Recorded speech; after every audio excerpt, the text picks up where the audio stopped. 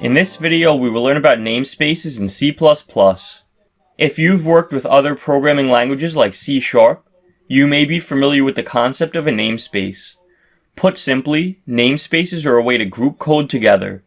They help us avoid naming conflicts that could arise when working with large code bases. One common namespace that we've already worked with in this course is std, the standard namespace. Recall that we can import the standard namespace at the top of the code by typing using namespace std. Then we have access to the code from the standard namespace, such as cout. To create a namespace, we can use the namespace keyword. We type the word namespace, then the name of the namespace, example in this case, and then a pair of curly braces surrounding the code inside of the namespace.